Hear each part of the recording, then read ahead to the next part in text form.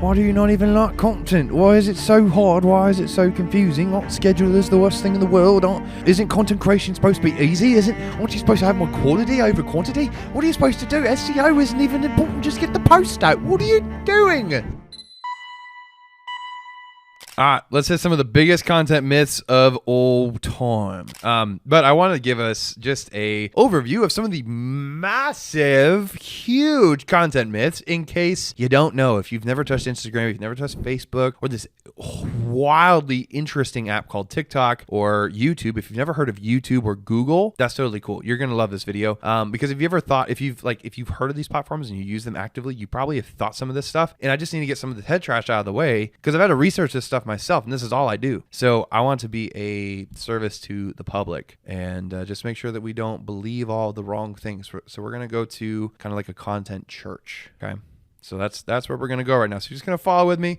I'm going to go through these really quick and give us a heads up on each of one of these. So start with number one. This is the biggest one. Whenever I talk to people are like, schedulers. How could you ever use a scheduler? Crazy. I know. Using a scheduler is a wild thought. We used to think because it happened like a couple years ago, like in 2018, 2019. Can you guys believe that was like 6 years ago? I can't either. If you're listening to this in 2024, then we're really getting old. And if you're listening to this in 2030, if you're one of my grandkids listening to this podcast, oh my goodness, it's been a long time. But anyway, schedulers, long, many ages and decades ago, what it feels like, schedulers were the worst thing ever, and they destroyed your algorithmic chance of getting through the platform and going viral. Like you just had no choice. So you did everything manually, and we've believed that ever since. Same thing with YouTube. YouTube literally had a glitch forever ago. It was like 2015, 2016, something like that. It was messing up. Creators' content wasn't working through the algorithm, and nobody would schedule content. And that's still something people do to this day. They never schedule the content because they're terrified that it's not going to work. It's actually not true. So here to tell you, it's not true. There have been multiple studies done. I've tested this myself personally, split tested content. Scheduling literally makes no difference.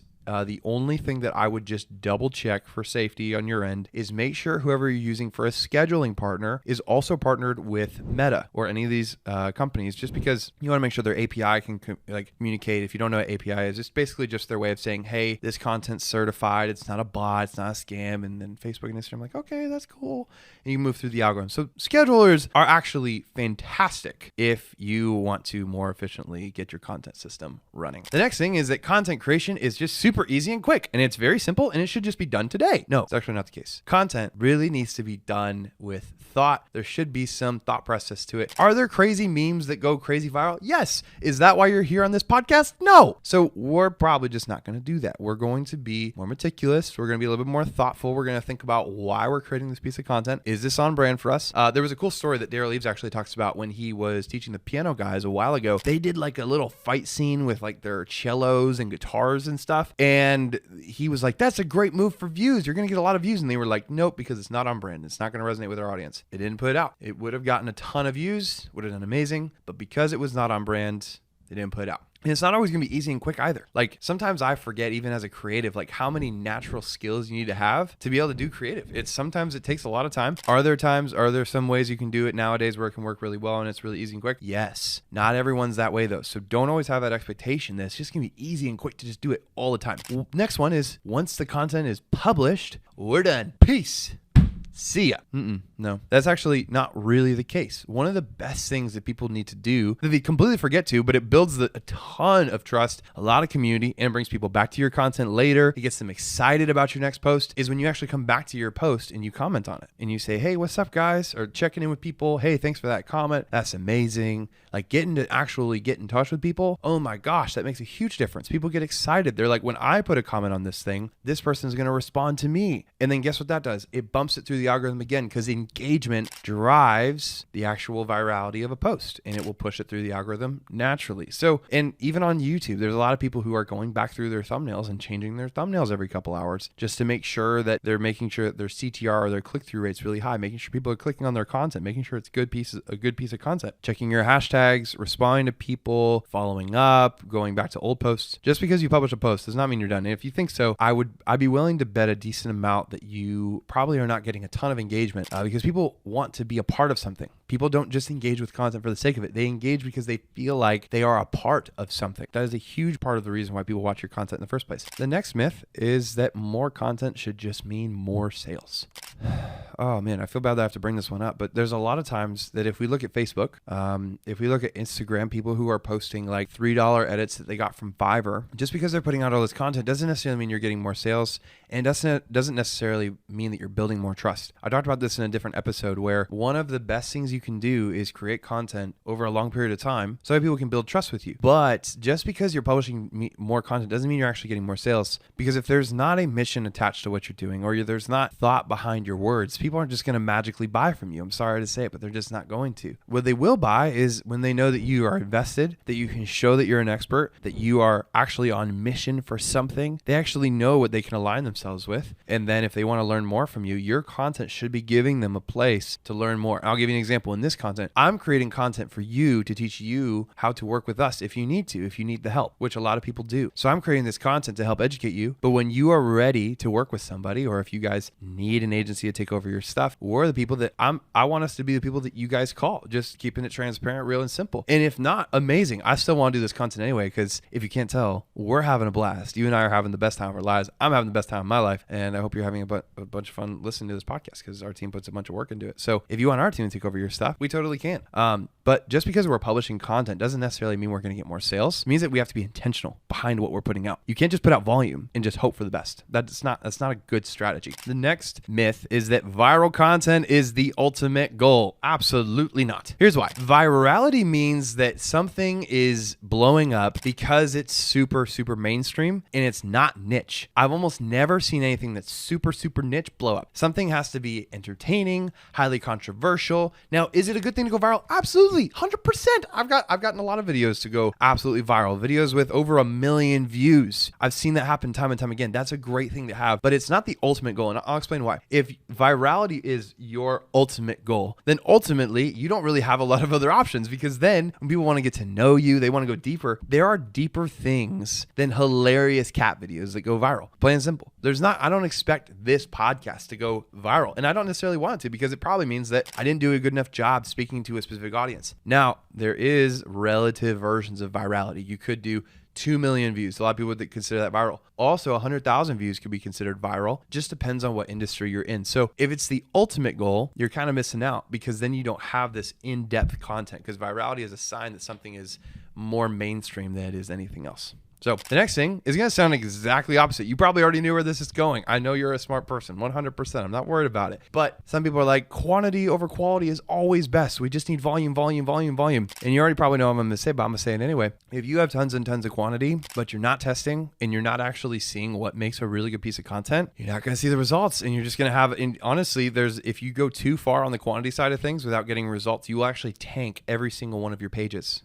Twitter is the only platform that will not do that, because it will rank each post based on how people see it. So if you have a lot of followers on Twitter, you're probably in decent company, because people see it, it'll move its way through the algorithm. But platforms like Instagram, like YouTube, like TikTok, especially Instagram, if you have a really good streak of really good results on videos, your next video has a really high chance of also pushing through the algorithm, because you've built up trust with the platform. So if you're not building trust with the platform and you're just teaching it to give it numbers and hope that it does the work, you're tanking yourself, and you're going to shoot yourself in the foot, and you're going to lose a lot more followers, or you're going to lose a lot more views than you could have had. The next piece is that SEO is not important for content. My goodness, this is a huge myth. Some people just put out content willy-nilly and they don't even think about it. There's no strategy. There's no thought behind the publishing side, behind the scheduling side. Here's a big thing that we have to understand. There are so many people out there that create content. Like literally millions and millions and millions of creators worldwide are creating content all the time. And if you said something brilliant in your words or in your captions, whatever you said, and no one can find you, what's the point? Maybe this is super obvious. I'm sorry if it's a little obvious. I just gotta tell you, it's my job. I told you, we're at church, and when you're at church, you're supposed to be convicted, and you want to move towards holiness. In this case, it is holiness and learning how to do content better. That's why we're here doing this content right now. With SEO, if you're not really familiar how it works in content, it comes down to your captions. It comes down to your keywords, your tags, the different things that you're putting inside your video. For example, if you're in YouTube, your description needs to have a great description of what's in your video. Sometimes you even want to upload a transcription of your video and you can embed it into the video itself on your YouTube studio. When it comes to adding tags are helpful. Having keywords, having hashtags on Instagram. We've had times where hashtags will explode a post and make it do great. There are other times where I've seen no hashtags on Instagram and I just add the little captions so that way it has the transcript. And then Instagram can take that transcript and then connect it to the right viewer for me without me even using hashtags. SEO is massive, massive, massive for content. Just because you have great content doesn't always mean people are going to see it. Sometimes you need to collaborate. Sometimes you need to have better SEO work done. That's why people have websites. It's like you can have the best functioning website in the world, but if no one can see it on Google's page, you don't even have a chance. You don't even have traffic to see. Build it and they will come does not work with content. The next myth about content, and this is probably just a bad practice, is that all content should just be promotional.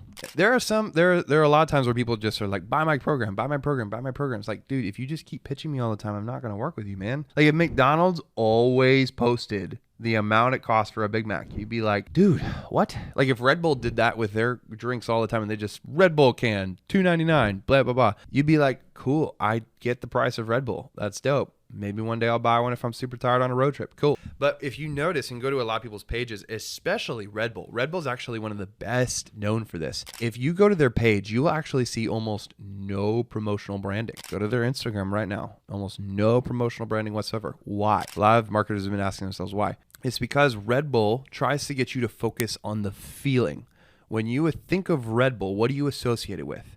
Is it power? Is it greatness? Is it adventure? Is it being a loser? Is it just you're sitting in your mom's basement just drinking energy drinks and playing Fortnite all the time? If that's how you associate the brand, then people will naturally associate that, and they'll associate brands and products and services with their identity. So if you're looking at Red Bull and you see people who are adventurous, you're like, I identify with that. Whatever you buy, whatever brand you buy from, you are naturally, instinctively identifying with the product to a certain extent. So not all of your content needs to be promotional. It actually needs to be more focused on feeling you're trying to give people when they experience your product, or giving them intelligence or thinking material on how to think about your product and content or your services, whatever that looks like. That's one of the best things you can do, and promote every once in a while. Like I'm going to tell you right now, you should totally review this podcast, because I don't think I've asked you to review the podcast, and you should write a little note or let us know on Instagram how you're liking the podcast so far. Because if you love it, I'd love to know. If you hate it, or if it's just one of those mid type of podcasts, let me know. So just like that, I would want to put promotional content every once in a while, but don't inundate your people, because that's not why we're here. We're in business to have fun, and we want to change the world. And if you're not living like that on mission, what are you doing? What are you doing with content? Why are you here? The next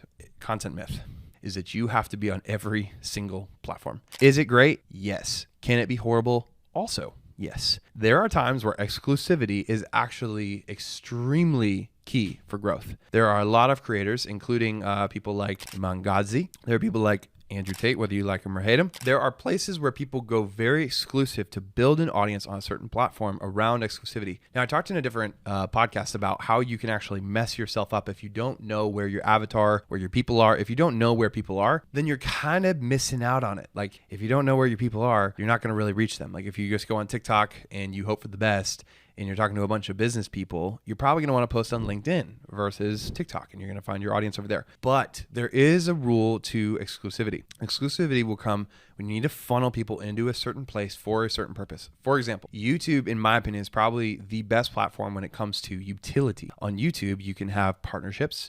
You can have ad revenue that comes through.